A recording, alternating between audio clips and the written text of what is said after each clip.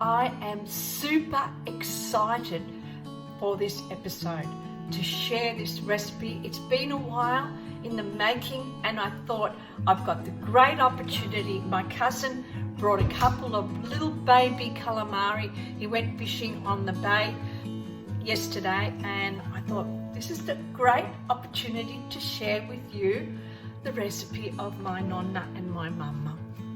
Recipe that's on this book, on my first book, Carmela's Cucina Povera, pasta nera or black squid ink pasta.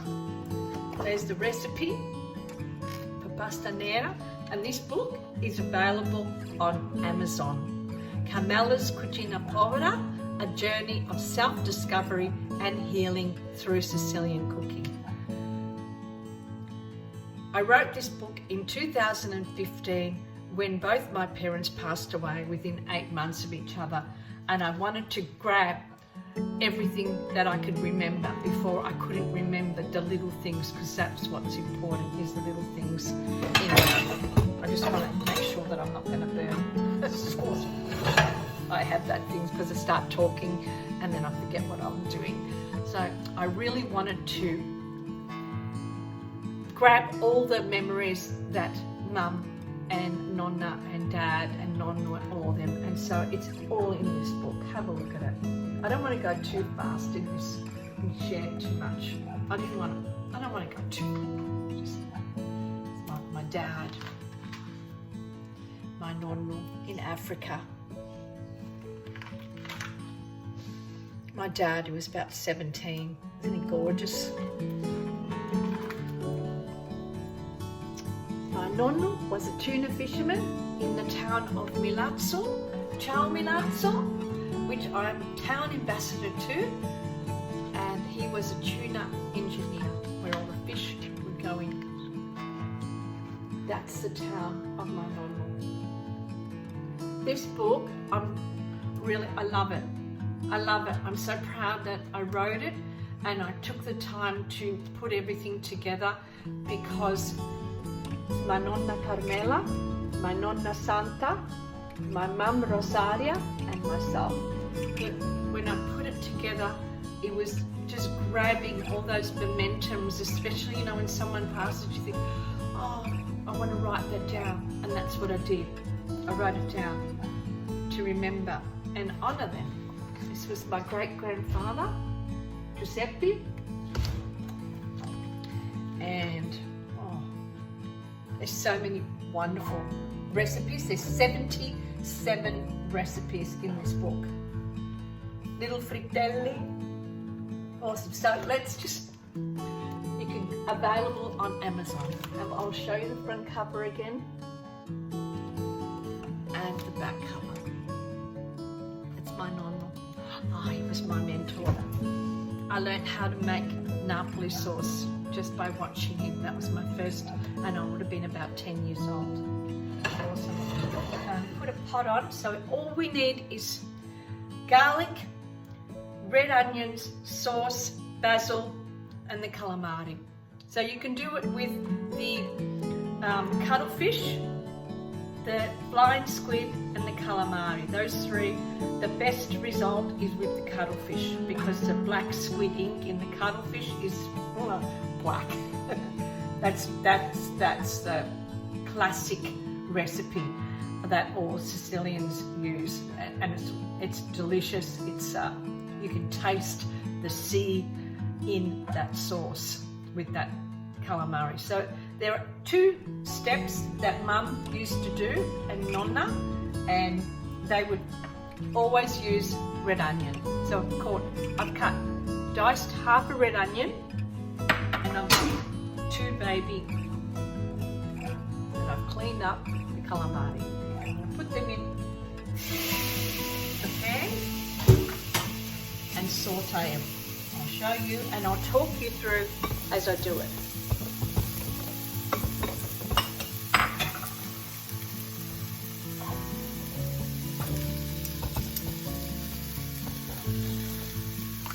So while they're going and cooking, this one ended up becoming a really big black ink black ink because I might turn the light on so you can see a lot better.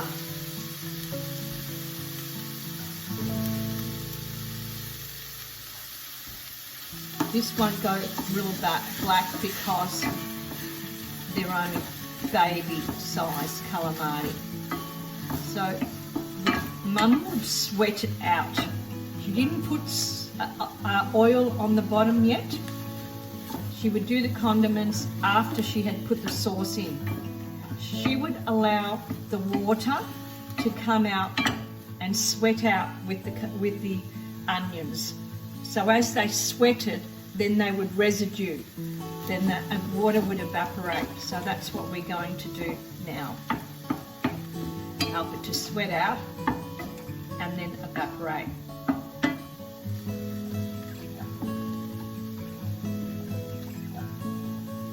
While that's happening, so it takes probably a couple of minutes to do that.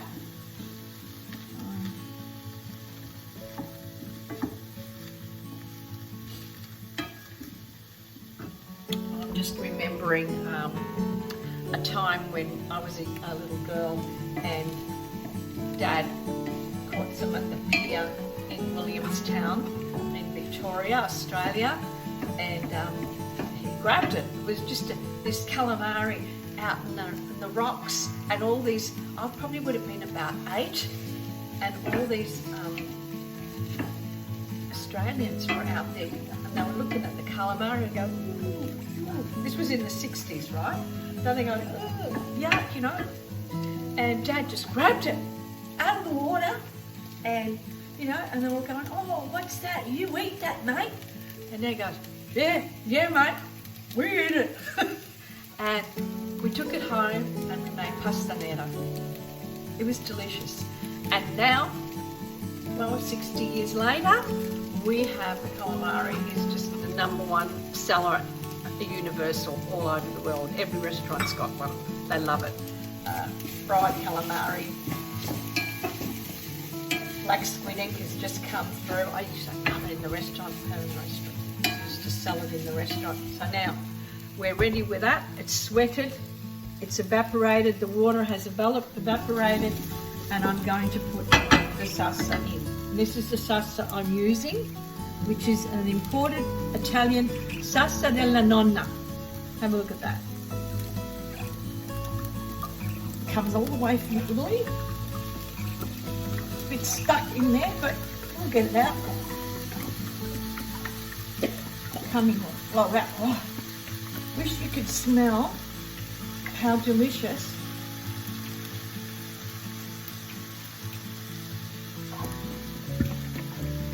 You could smell calamari. It's just beautiful. This is enough for 2 people, maybe 3.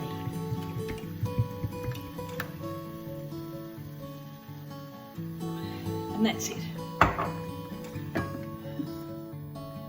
Once that comes up, so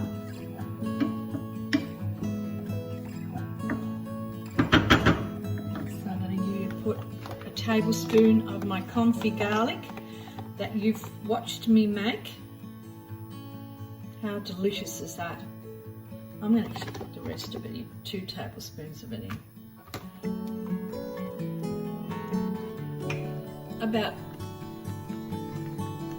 it's not a tablespoon, but it's just, don't put too much salt. This is the Celtic salt.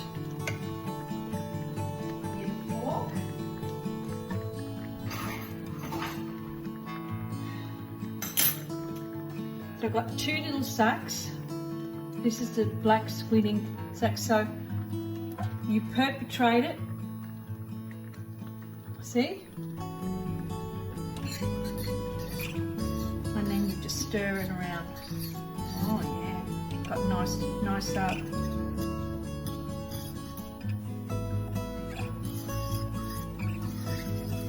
to be nice. Didn't think it was going to be a dark one, but it has.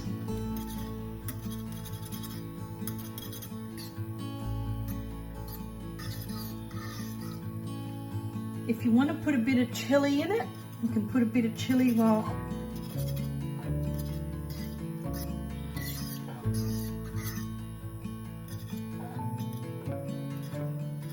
in the sauce. It's just whatever.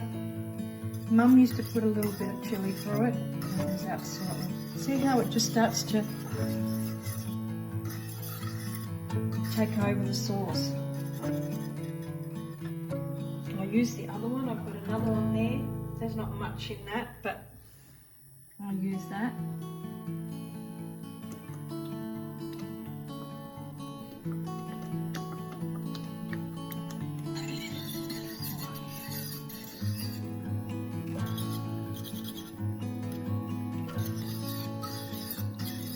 So it's not that black, it's a dark kind of brown. There wasn't much, the sack was quite small, it wasn't, it didn't have a lot of black squidding.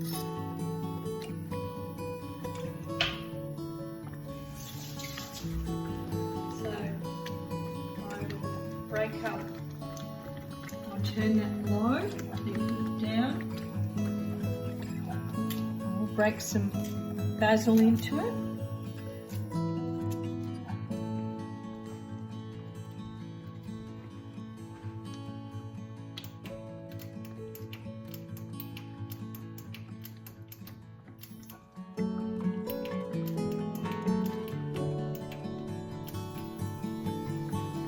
And I will put the olive oil.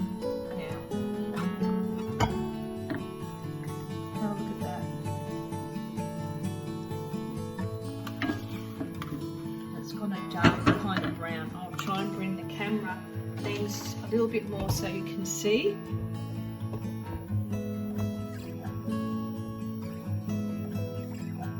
Look at that. And you cook this for about, depends on the sauce, so you can cook it for about 40 minutes, half an hour. Once it's all residued and it's a little bit thick, you can put a tablespoon of tomato concentrate to make it thicker as well. I don't have any and I don't mind it to be like that.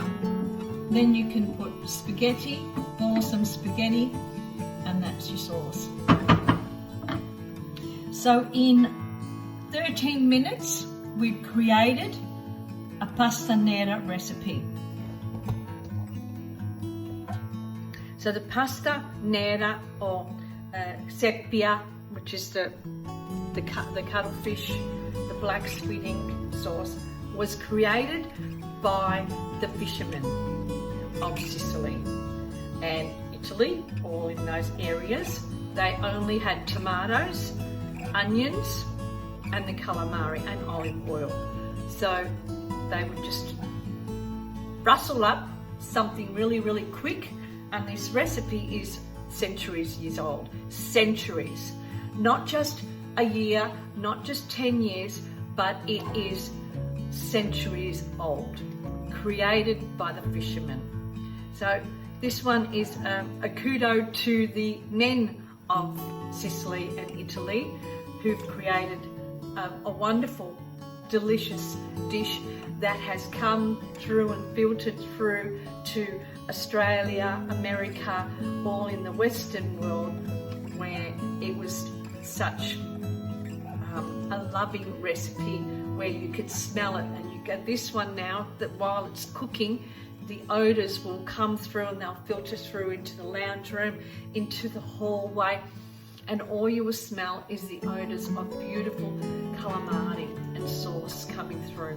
So I'm going to add a little bit of spaghetti with that, and I will grate some baked ricotta. So baked ricotta was what they had because we only had sheep. So they would only use the ricotta from the sheep. So my nonna used to dry it, preserve it when it was fresh. She would put salt all around it and dry it outside in the sun and let the sun dry it as much as she could, and then put it slowly in the oven at about 100 degrees and slowly cook it for days until it became hard. And that was what they grated through their spaghetti with the pasta nera or the pasta alla norma, which is the renowned dish of aubergine and eggplants with sauce. So Sicily didn't have Parmesan cheese. They had baked ricotta. There was two, baked ricotta and dried breadcrumbs. Created, and you can see one of my dishes that I've done, and I show you how to dry it with the herbs and olive oil and bake it in the oven, and that was used as a dish on the basicasardi or many other dishes that are fish dishes, because they don't like to put cheeses in with dish. So this one is an exceptional one where it does have cheese, but it's a ricotta cheese, not a savoury cheese on fishermen's. Any fisherman, pescatore, basically rocci, all those kind of dishes with seafood.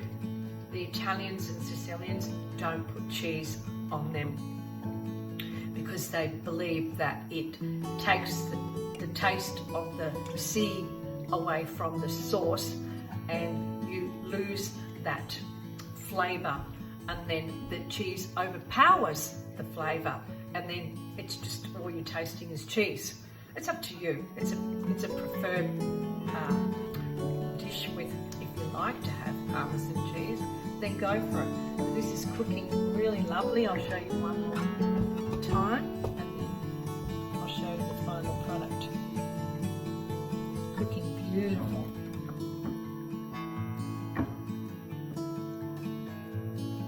That'll all evaporate, all the water will come out of it, and it'll just be the sauce. And then I'll end up putting a little bit more olive oil on it. I'll taste it. If I need to put a little bit more chili in it, a little bit more salt, a little bit more basil at the end, because basil's great to do it right at the end, probably about 2-3 minutes before you're about to serve it, or to take off the sauce. Then you put the basil in there, as that will flavour and infuse all right through the sauce. It's absolutely delicious. I hope you like this, and I will show you the final product. So, part of the journey of self-discovery and healing through Sicilian cooking. Ciao!